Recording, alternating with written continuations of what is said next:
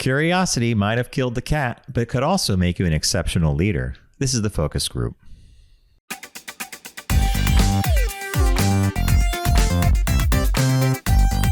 They're all business, except when they're not. It's the Focus Group with Tim Bennett and John Nash.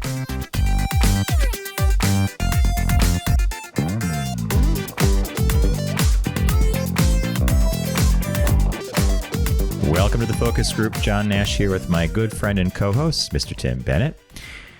FocusGroupRadio.com is our website. You'll learn all about us there, including our Tuesday podcast, companion podcast to the Focus Group, TFG Unbuttoned. 20 minutes, 3 stories that we deliver to you that we think you probably haven't heard of, but you'll be better off knowing them after you listen to the show.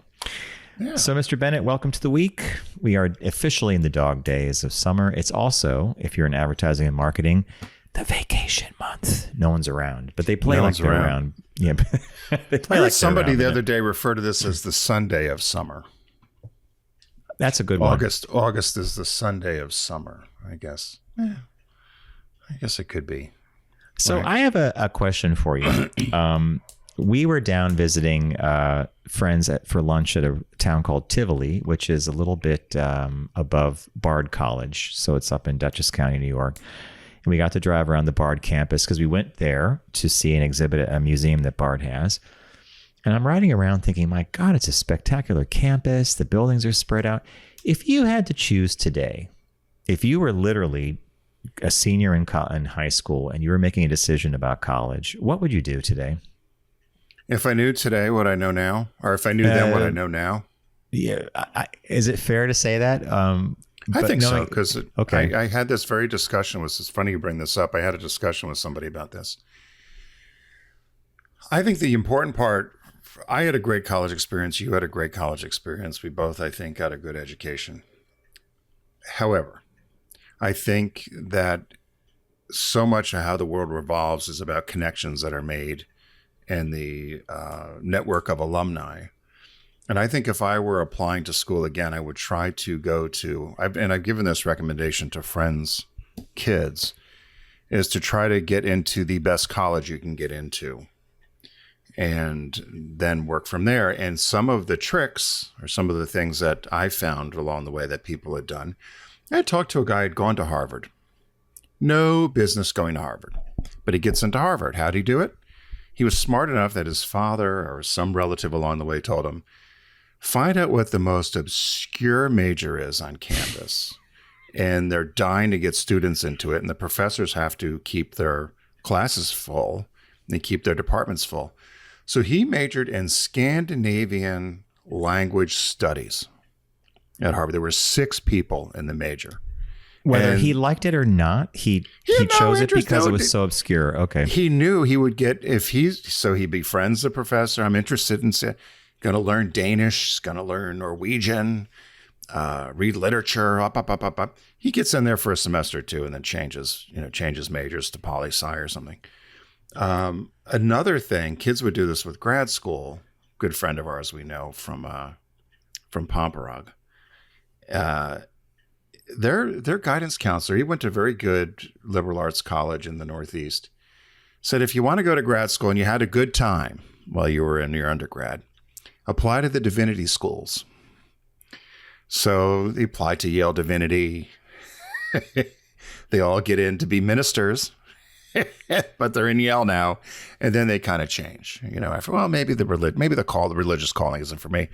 But it got them in the door. And I just think it's such a smart thing to do. And I thought if I was doing it again, I would try to go to maybe Yale or Dartmouth or something, and I would pick the most obscure major. It used to be find a geographic thing. The big joke was get a mailbox in Wyoming because they're trying to get diversity of student. But also, as more and more colleges are competing for enrollment, particularly now, I think if you found a program that's at a great college that needs students and other professors go to bat for you, you're probably more likely to get in. Remember the people we met on the cruise that had the kid in Princeton? And the father said to us, my son has no business being at Princeton. He said his friends are splitting the atom and he's playing lacrosse. But they wanted, right? They wanted a lacrosse player and he was a star lacrosse player. Remember? Yeah. I remember the name. I remember his name. First and so last. That's a long way of reason. saying that. That's a long way of saying that I would so, do it differently. Not that I don't love my college and had a great experience at the time, but it was 40 years ago, right? So but that answer assumes, or doesn't assume, it just that's a great answer. But what if financial constraints are also part of the equation, as they usually are? Yeah. Because I know in the past you've sometimes recommended to people, take a good look at your community college for the first 2 years and then get into this school. Yeah, or do a bang up job somewhere and get a 4.0 and then transfer, because again, all schools have people that fall off for whatever reason. They don't come back, or they take a semester. Maybe it's not a cultural fit for them, or there's some family change in the family dynamic and they can't go back to school because of maybe a loss of job or something that's happened. And so there's plenty of places for transfers. I think I'd said this. I remember wanting to go to Syracuse, and I wanted to do communications or something. And they had a great communications program. And at that time, Syracuse was outrageously expensive comparatively to a University of Connecticut or to some other places we looked at. And I just remember my mom saying, you can't afford to go there. And that was just a very practical thing my mom's saying. In retrospect, not understanding that there's loans you can do and there's financial aid and those sort of things. But if you have to, I think that you're certainly right. I think it's now so much money to be able to have to go to college now. You look at what tuition is. I forget who I was talking to. Were you and I talking about this? They just announced, and I'm trying to remember what college it is. It might have been an Ivy League, but the all-in room and board was $100,000 a year. So in the not too distant future, a 4-year education is going to cost $500,000. Right. And then I mentioned this before. I had a friend at Penn who was a dean of one of the schools, and he said, and the parents want a guarantee. Yep. I said, I can't guarantee you that your kid's getting a job on Wall Street at one of the big hedge funds or something. He said they have to interview and do all the other things that go with it, but hopefully a Wharton degree or a Penn degree is going to help you. But you can't guarantee. It's a huge expense, and you really can't guarantee the return, right? Not at all. I know lots of people that are well educated and smart, and for whatever reason, and let's not discount luck plays a role in some people's careers, but very capable and just never could put it together. Could never put a career together, and are brilliant. There's a friend of ours that another friend of mine and I talk about all the time. Very, very smart person, multilingual, could never get it together, get a proper career. So always worked her ass off and just never was able to put it together. So it happens, I guess. And then there are those of us who put a career together, but the career we fell into changed and morphed. Or, as we were informed by a good friend of ours, another Tim, in marketing and advertising, when you hit a certain age, you might as well be hitting the exit. You age out. It's like retail. You age out, right? Yeah. Regardless of how much you know and how much you're capable of bringing to the equation and how good a problem solver you are. And I heard from a friend recently who had dinner with a good friend of theirs who's in advertising. He's already paranoid at 34 that he's going to be trampled by the 20-somethings as they stampede him out the door. I mean, 34. Mm. Well, I experienced that with a number of clients working with what we call the kids. Yep. But but it's an interesting question, John. I would not want to, seeing what my nieces have gone through, and I think your nieces probably as well, I think your nieces have done well. Mine have done okay as well, but it's been tough. It's tough to be a recent college grad to go out and get work. It's not as simple as doing the cover letter anymore. As we said, the cover letter's dead now, right? Yeah, I said that last week, and you can imagine a couple of years ago, people were like, go into computer sciences, go into programming sciences. Oh, programming was a big thing, right? Couldn't get enough programmers.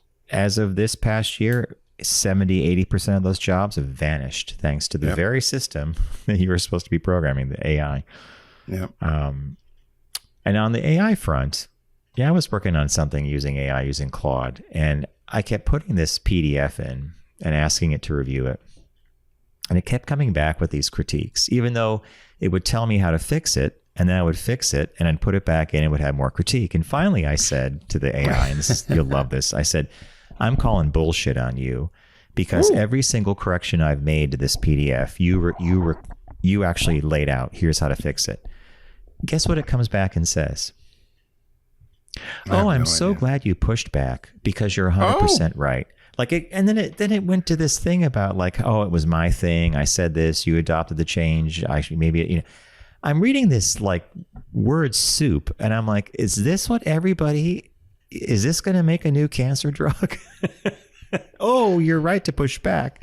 Well, right. It does become very passive aggressive. I had typed in something about our show, The Focus Group. And of course it came back with it came back with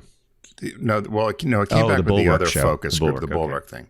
And I said, no, I said the focus group with Tim Bennett and John Nash happened decades before the other show.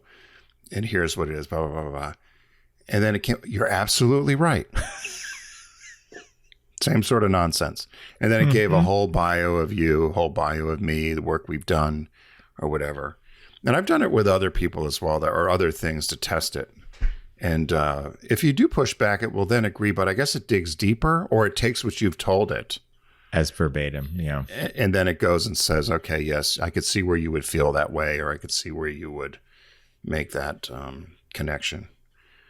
Because I've done it about people that have claimed they've done things that you and I just nod our head to, like, really? And I'll type it in, and then it will give it credit for somebody having done something. And then I'll say, that's incorrect. They did not do that. You're absolutely right. You're right. Marianne, our friend Marianne's done that too with a lot of things. She said she's caught it many times. You have to be careful with it. It's not foolproof. No, and so I take it as a helpful friend in the office or a coworker who may not get it right all the time, but I wouldn't take it as writ. All right, Mr. Bennett, without further ado, what caught your eye this week? What caught your eye? Here's what Tim and John found. So poor Mitch McConnell. Has anybody heard from old Mitch? I don't know if he's out there. Supposedly. Hello, Mitch. Hello, Mitch. Supposedly he is now out of rehab and recovering at home. But again, who knows? People are calling bullshit on that because don't you think there's got to be cameras all over the place at either the rehab facility or the hospital or somebody seeing him being wheeled out in his wheelchair? Or don't you think there's got to be some TMZ type of news source looking for him? I do, yeah. Or why doesn't he just clear it up and say, I'm here? Yeah. He's dead. So anyway, allegedly, there's a Wisconsin brewery that's under fire now, and they're actually, in Trump's America, they're trying to take their liquor license away. Oh, no. So there's a Wisconsin brewery, and they're attracting controversy because they've made an advertisement, big poster, and they're offering to sell half-price beer when Mitch McConnell dies. So when he dies, they said they're going to, and they said, and of course we think he's died last month, but when it's official, they're going to have half-price beer week or beer month. And the quote was, given that Mitch McConnell is responsible for, in big bold letters, at least 50% of what's currently wrong with America, we've decided to give 50% off of all beer in our tap rooms once he kicks the bucket, which honestly was probably 3 weeks ago. They wrote on Instagram. So they also got in trouble because they said this progressive brewery also came into hot water because they were offering, they've also made it known that they're going to offer free beer, not 50% off, but free beer when Trump dies. And that's new because I only saw the one you sent where it says Mitch is dying for half-price beer day. Half-price beer. So they said that when the president dies, so this caught the ear of the White House, and so they're very upset. So they're now starting to do an investigation into this brewery, and found that maybe they were getting illegal brew from Illinois and taking it across state lines and all kinds of things. The brewery said, no, we have a license to do that. They produce beer for us, label it, bring it in, and they have some flavors called like Antifa, October Fist, Fascist Tears.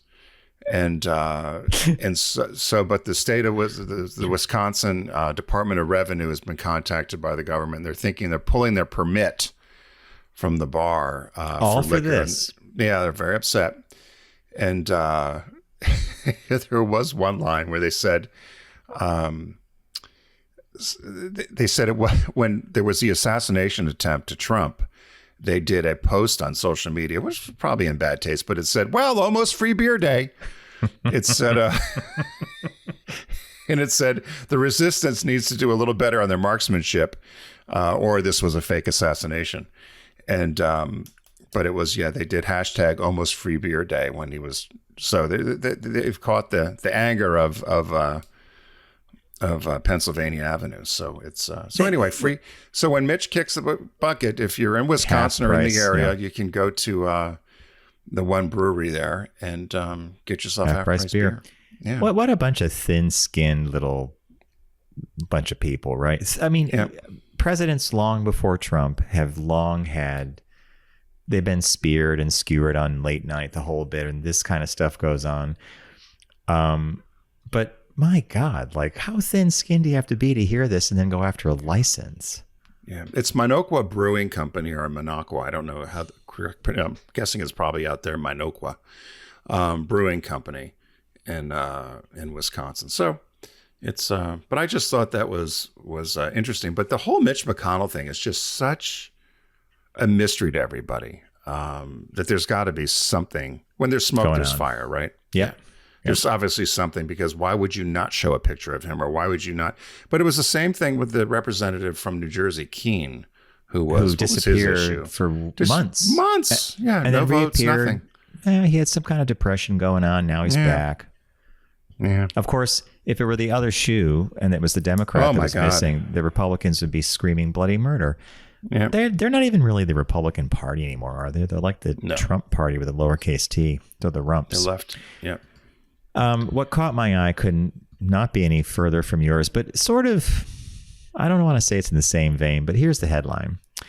Spiderman, Brand New Day. You know, this is the big hot thing at the box office. A screening was evacuated after powerful fart clears out theater. Stop. I know. There's a whole thing. You probably noticed Spider-Man Brand New Day made about as much money in its opening weekend as most blockbusters would be thrilled to earn over several weeks before showing up on streaming. That says less about the state of superhero movies than it does about the fact people go absolutely bananas for Spider-Man. They'll follow the web slinger anywhere unless someone in the theater drops a powerful fart that sends everyone stampeding into the lobby. This happened in Boca Grande, which is in Cartagena, Colombia. According to reports from the New York Post, always a bastion of That's good the best journalism. Paper. Yeah. Best paper in the country. And TMZ, bastions of journalistic integrity.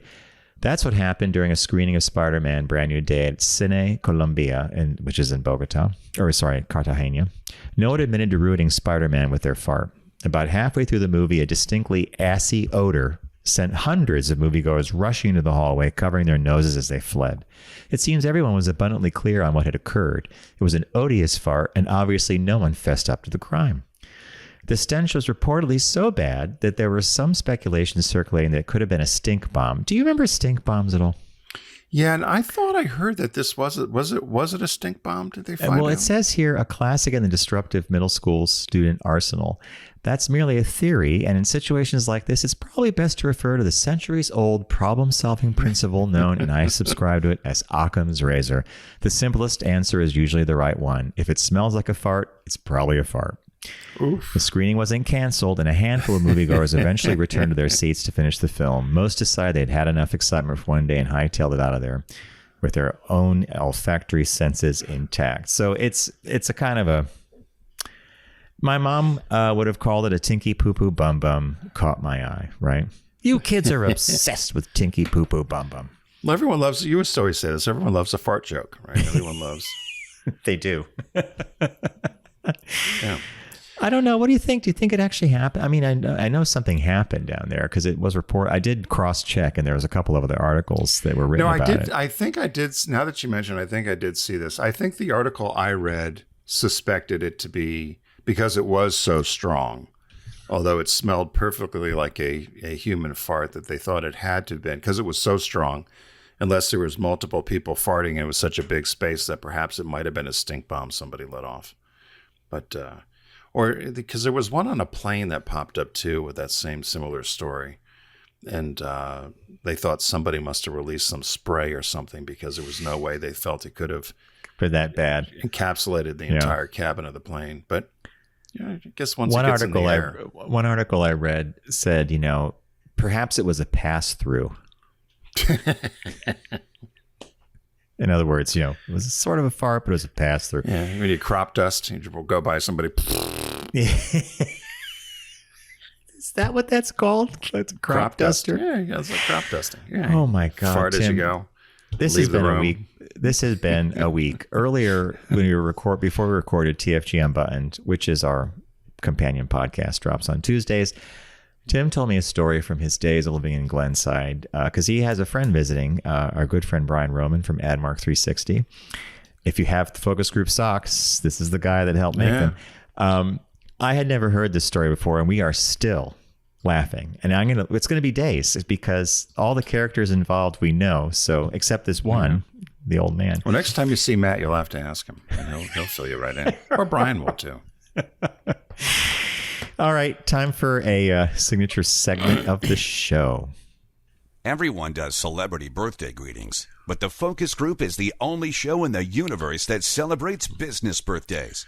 So I picked this one for John, and I had to make sure we haven't done it before, but we have talked about her in other contexts. But it's her birthday today, or would be if she was alive. Ray Del Harris. You know her as Miss Cleo, the psychic lesbian. Call me now. Call me now. American television personality and an actress best known for portraying Miss Cleo, a spokeswoman for the psychic pay-for-minute service, the Psychic Readers Network. She had a series of television commercials that aired from 1997 until 2003. She was born August 12th, 1962. She died very young at 53 in 2016 of July. And she went by various aliases. She was born in Los Angeles and then lived for many, many years in the Seattle area.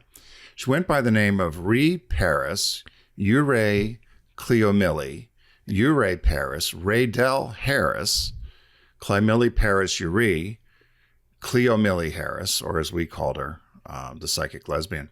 Did she know J.D. Vance with all this name changing? Can you imagine having so many name changes? Yeah. And it's Youree, Youree. Cleo Millie. Youree. Okay. That's a strange one, right? Cleo Millie, Cleomili. And in Paris, Perris. Mm-hmm. So she was raised in Los Angeles by a Catholic Afro-Caribbean family. And why this is important, I'll tell you. So she initially told everybody she went to the University of Southern California, but the big paper, the Seattle Post-Intelligencer, did some work and some investigative work and found zero record of her ever having enrolled in college, let alone USC. And while she was in Seattle, she wanted to be an actress. So in 1996, she had written a play entitled For Women Only. And she played in the play. She had made herself a Jamaican woman named Cleo. Oh, okay. And she performed these two plays up until 1997, and they said they were essentially bombs. I mean, they just did not take on. She had one called, as I said, For Women Only, and then she had one called Summer Rhapsody and another one called Summer Supper Club. And they said they were not successful. She ended up having to leave town with a trail of debts and broken promises.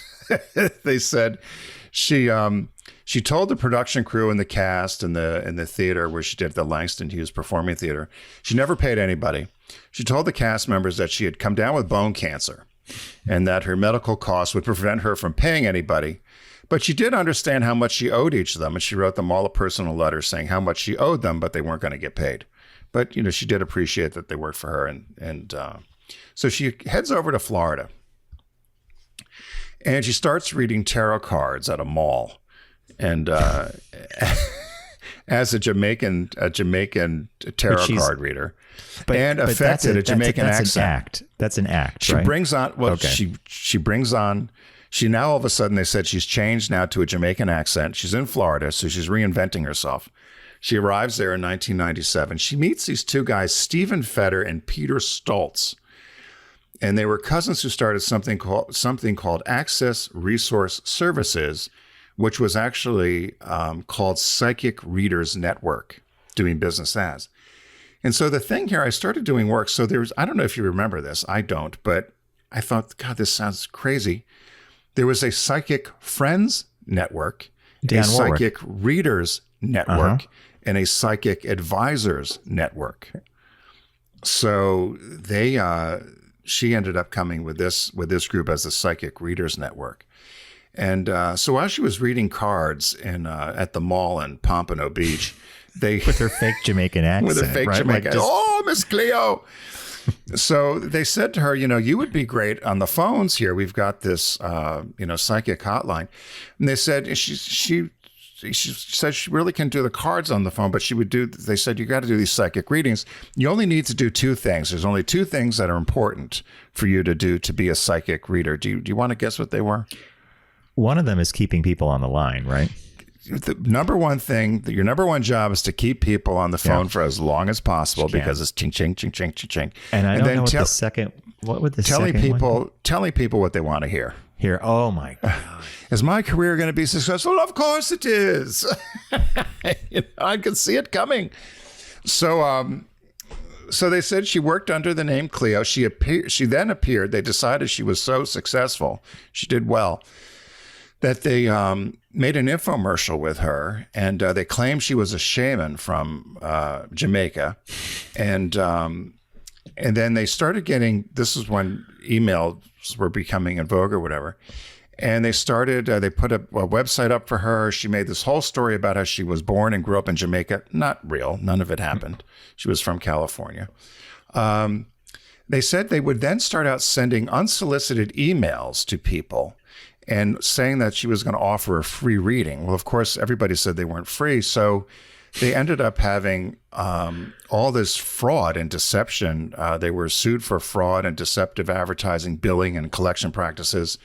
There were lawsuits from Arkansas, Illinois, Indiana, Kansas, Missouri, New York, Oklahoma, Pennsylvania, Wisconsin, all across the country for fraud, because they would say you're getting a free call and then they would start charging or whatever, and it would come up on your phone bill. And then they would start going after you. I laughed because it reminded me. Oh, and that was the other thing. You were supposed to get Miss Cleo, and you would end up getting some associate, and they would just read off a script. Busy right now. Oh, she'll be with you in a moment. But she told me to say, remember Rachel and card services you'd get all the time, and then you would call. I'd hit the number for 3 to talk to Rachel, and did you get Sanjay in Mumbai? It would. I remember one time. I hit the button and he goes, hello. And I said, oh, I'd like to talk to Rachel. Rachel's not here. And I said, oh, where's Rachel? She just called me from car services. I said, I want to talk to Rachel. And to the credit, this Sanjay in Mumbai says, hold on a minute. He goes, hello, this is Rachel. And I busted out laughing, and he even laughed. I mean, the kid, in India or whatever on this call, so he even laughed. I thought, well, God bless you. I almost want to buy something just because your creativity and ingenuity. Anyway, the Federal Trade Commission comes after them, and this is the part that blew me away. How much do you think she billed in 6 years? She and some of these other psychics. It's got to be in the millions. $1 billion. In 6 years. They said the network billed its victims, estimated a little over $1 billion in 6 years. Harris was not indicted when they got in trouble because she was simply an employee. But the promoters, the two guys that started the group, had to pay. They settled on a $5 million fine to the FTC, the Federal Trade Commission. But then they did have to give debt forgiveness and refund checks of over $500 million to people that were frauded on these the psychic hotline.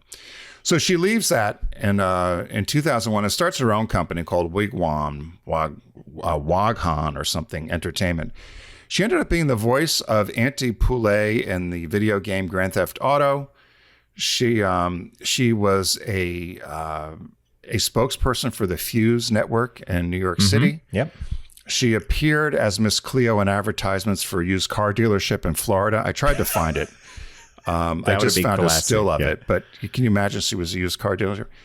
And then she offered her own readings at weddings. So you could hire her for $75 to $250 per reading. So if you had her at the wedding for an hour or so, she'd pick up some cool cash. She also had a podcast. She did a spoken word CD, and there's two documentaries. One of them is on HBO Max, and there's another one. I want to say it was shown on Netflix, but two documentaries. One was called Hotline, and the other one was called Call Me Miss Cleo. Call Me Miss Cleo on HBO Max, came out in 2022. Yeah. Also, a Lifetime movie was released in 2024.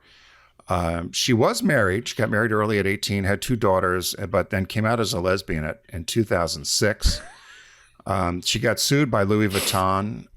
She had pretended that Benefit Cosmetics was owned by Miss Cleo, and she was doing work for them. She also did, I found this one even funny, 2015, she did a series of advertisements for General Mills for the French Toast Crunch cereal. And the Psychic Readers Network, the 2 guys, ended up suing her because they said that was their character. And so they sued General Mills and said, that was our character that you're using to sell cereal. You owe us money.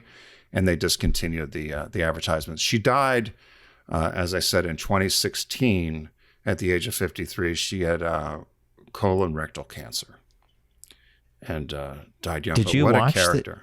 Did you watch the documentary on HBO? I did not. Did you? You must have. Did you see it? And a perfect critique is here on Reddit. Call Me Miss Cleo goes way too easy on the scamming TV psychic. That's a one-liner, but I remember watching it, and Tim, I remember her, and I thought you picked this when you sent this over. Remember a week or 2 ago, you said you were talking to Patrick and Howard. Yeah. And Howard says you should use AI to find business birthdays. And by the way, you could maybe spice it up and do entertainment figures and porno people star, because it's a business. So when Miss Cleo came out, I thought, oh, thank you, Howard and Patrick, we're driving us into a new direction. But she popped up. Yeah, I had one. I'm going to forget what it is now because I do forget. There was one birthday I was all excited about, and I went back and we had done it in 2016 or something. And I thought, oh, well, not that anybody would remember, but they might. But I try to do one that we haven't done before. I try not to repeat. It's tough not to repeat. But, I just love when you catch yourself. Like if people are watching on YouTube, Tim goes, well, I don't think anybody would remember, but they might. Like there's this little, they might. Because people do let us know. By the way, there is a number I will say for anybody that's listening here. The people, when they join or they follow us on Facebook, it dumps it into an approval folder. And if you don't get to it right away, it stacks up.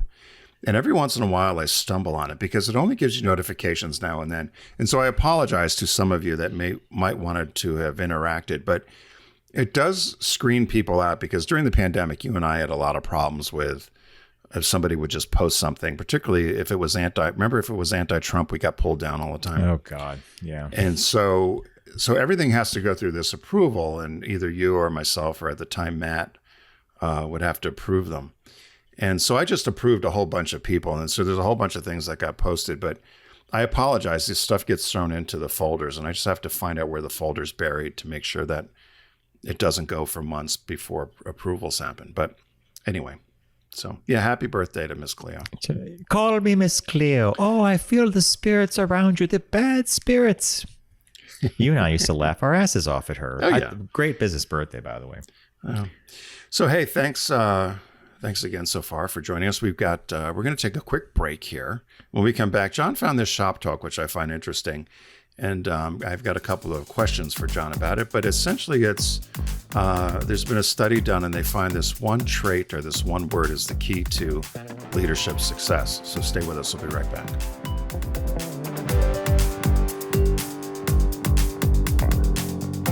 You're listening to The Focus Group with Tim and John.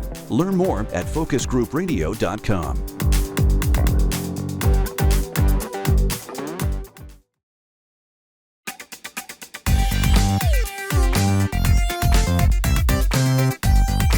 They're all business, except when they're not. It's The Focus Group with Tim Bennett and John Nash.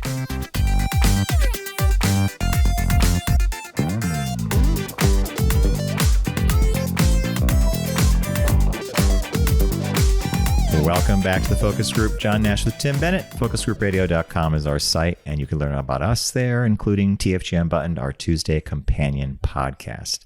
This one, however, if your audio only drops on Saturdays, but if you want to check out YouTube, you'll get to see us and some fun graphics. I think we do a pretty good job. So as Tim intoned... I was going to say, I just got an email you'll laugh about. Okay. Talking about characters. As someone who listens to the show. So this is Kate and Bunky. You know, so in many ways, you can't make up the real name, right? The real names are better than what you can make up. And they do great Christmas. And she has great ice cream. But anyway. Great ice cream. So Kate and Bunky, and I ran into them. There was a big election here over the weekend, but I bumped into them. And she said, there's something I wanted to mention to you. And she just sent it. I don't remember when we said it, but she said, our favorite quote of your show last week. And it said, I guess I said this. She said, Christians must be having a moment like pistachios. Yes. I don't remember what that was you about. said that. And because you had mentioned that pistachios were having a moment. They were like, back really popular again. So I guess Christians were having a moment like pistachios. Yeah. So anyway, hello, Bunky and Kate. So in many ways, we were going to do a Christmas show from, doesn't she have all those old, oh my God, they've got a field of those metal, what are the aluminum trees? Classic aluminum trees, classic, right? Yeah, a field of them. The whole, I think there's 12 of them or so. Yeah, it would be a great show. Yeah, it'd be a funny show. And there's actually a YouTube video. I have to think about that, because if you had that kind of a background, we wouldn't do our traditional thing. We'd have to think of something fun. Well, you'd walk around, they'd just describe the trees, but you'd have to have the microphones, wouldn't you? Unless you could do the phone. I don't know how Aunt Barbara does it. Because she seems to be able to figure it out. They've got it down to the thing where they have this little thing they pin on their shirt. It's like a wireless thing now. Yeah. And with a handheld camera, which we have that thing. And maybe Brian could come down and be our cameraman. I know he's visiting now. Yeah. So as a little shot, all right, good side visit with, see all these folks, Howard and Patrick, Bunky and Kate. They're all part of the family. So as Tim said before going to break, we do have a shop talk for you, and it comes to us from Fast Company.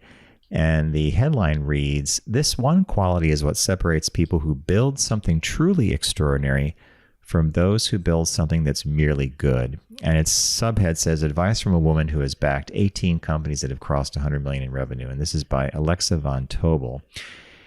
And she talks about, she has her own podcast called Inspired, 500 plus hours on file. She's talked to hundreds of investors and executives and people who are like founders.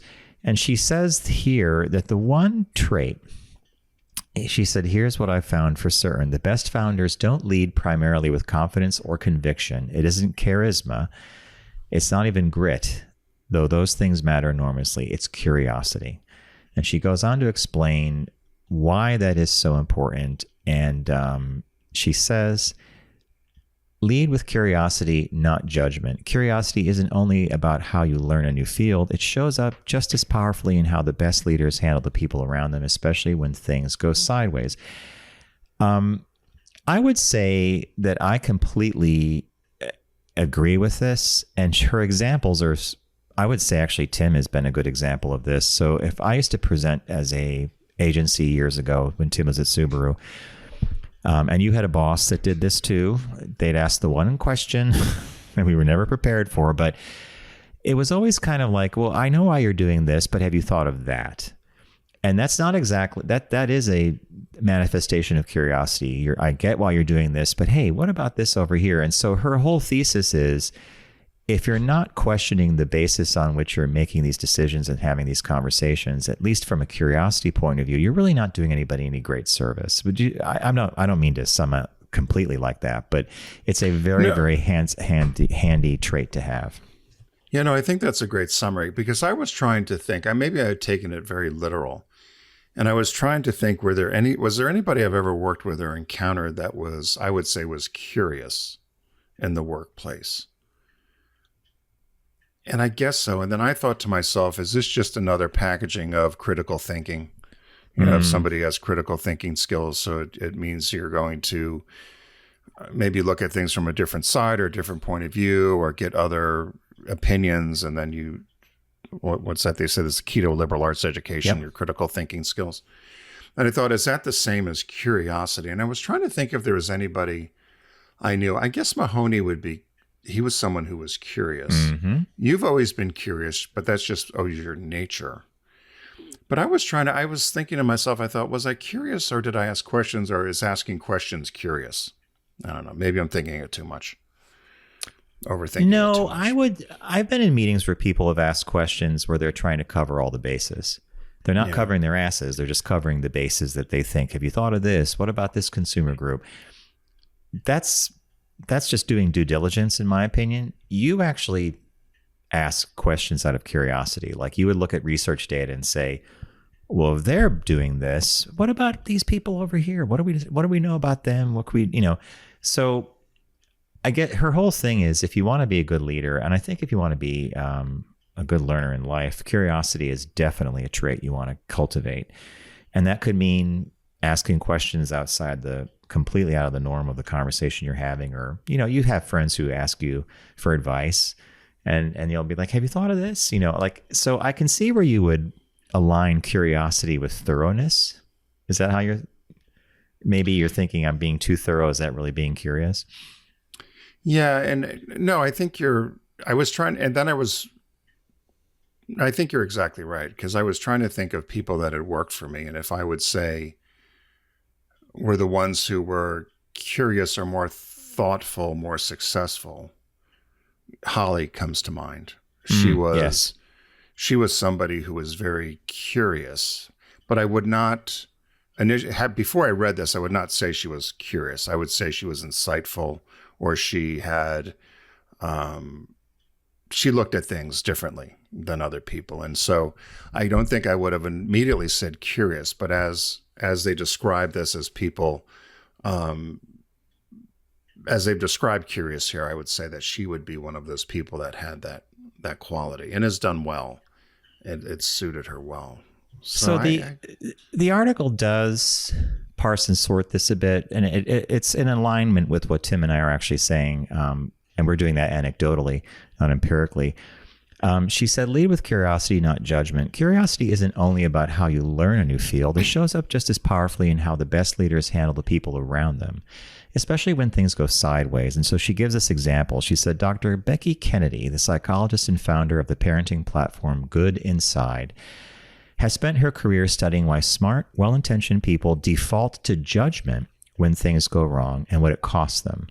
Think about what that means in practice. And so here's her example. You hear that someone on your team made a baffling call. They could have said, I want to do this, I want to do that. Not necessarily a phone call. And your brain files it immediately. Leading with curiosity means slowing that reflex and asking what's actually going on before you decide you already know. Her entire framework is built on a single premise. You cannot solve a problem you don't understand. So I think in that context, you're like that. You are not, you might have reached a judgment, but you did your homework and you asked you curiously wanted to know why someone arrived at a conclusion. Does that? Yeah, no, that makes sense. Yeah, you'd want to be, because you'd have to defend it, right? And it's the same with an agency. You've got to defend. If somebody said to you, well, which campaign of the three you presented would you recommend and why? You'd be prepared to defend any of them. Correct. Yeah. But there certainly would be one that you would favor, and here's why. And so I think that, I liked it because I thought it was a very simple and easy concept to understand, this idea of curiosity, which means, as you said, that there's looking at the full picture, which I think is important. So I really like this. I thought it was a good read, I suppose. It came from Fast Company, right? Yeah. And one of the things about Fast Company that's interesting, they make a point pretty quickly in their articles. I mean, It's literally the first 2 or 3 paragraphs. They've outlined their thesis. They made the point. There's some stuff that backs it up, and then you're out. I mean, I love reading, but something like this can be spoken quickly. You could get to the point quick. Yeah, I like to when they do a lot of the Warren Buffett stuff, and it might only be a paragraph or two, but it's like Warren Buffett says the key to success is this, and then you're okay, and it's having having convictions. There's, okay. And you read through, but some of these business articles, you're right, you could go for pages before you get to the damn thing to get to the point. But no, this curiosity one, I like curiosity. I also like, and it's happens more and more. I hear people talk about it. The concept of luck, and it's not just luck, I'm lucky, but it's sometimes creating your own luck. In other words, if you were presented with an opportunity to make a decision one way or the other, and many times you are rolling the dice or you're taking a chance. You and I have done that with clients. One in particular, should we do this? Should we take this account? Or you and I are sitting in the Geppetto, whatever the hell that thing was, and we're like, we both know what we're doing, right? We both know who these people are. You're like, oh yeah, right. We knew it was going to be a shit show going in, but we said, okay, well let's make the most of it, right? Let's learn. Yeah. Let's learn from it and make the most of it and have a good time. I was telling somebody that story. Remember we had rented a car. I think it was a Kia or something, or a Hyundai. Yes. And they did not want the car on their property, remember? So we had to leave it, and they gave us a Jeep or a Cadillac Escalade. I couldn't even drive the thing. It was so huge. Didn't you drive the Escalade or something? The Cadillac? Did. I after all their crazy partying, they're like, we'll drive you home. I'm like, nope, I can do it. Don't worry. It was just down the road. I mean, we were fine, but you imagine not allowing that car on the property. They didn't want to see the car on the property. So they provided us either a Jeep or an Escalade to drive by the house, so they didn't have to look outside and see an unsightly Korean compact go by. When we got the business, I said to this guy that was sort of their Sherpa / ranch manager, guru, right? And I said, can you tell me about these people? Yeah, I'll tell you a story. He goes, the other day I got a call at my house, and I had to go over to the main house, and I walk into a bathroom, and one of the clients is standing in next to a trash can, and she said, look at that.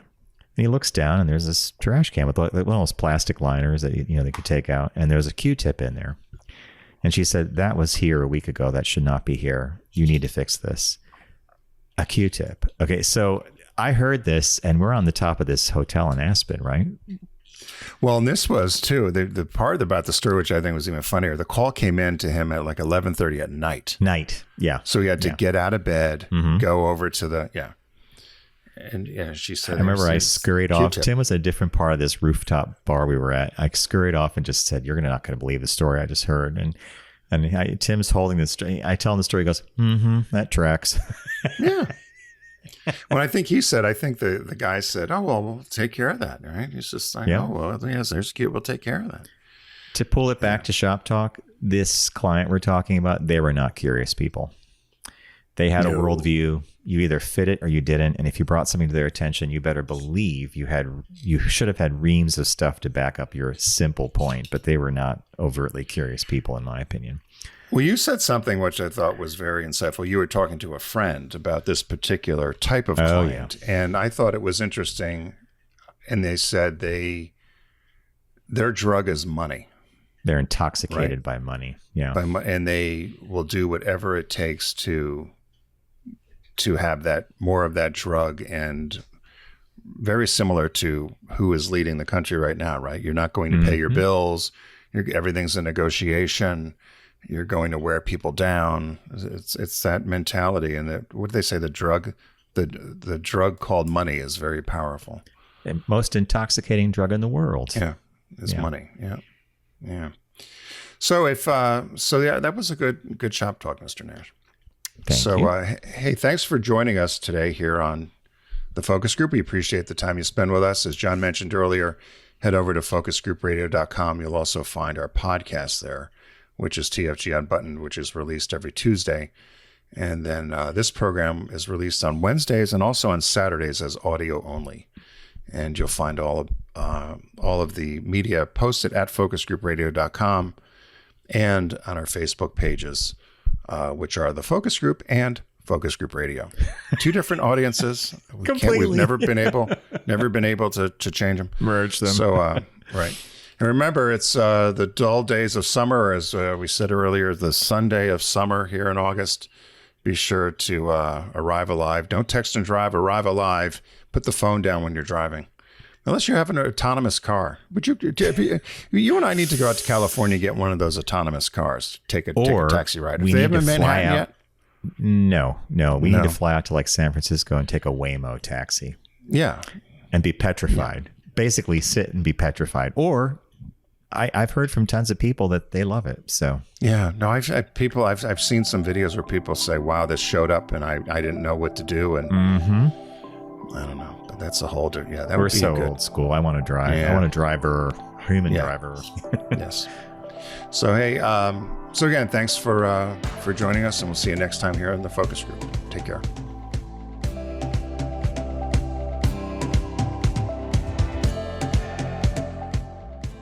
It's the Focus Group with Tim Bennett and John Nash. Accessible on all platforms. Subscribe, like, and rate us on your platform of choice. Learn more at focusgroupradio.com.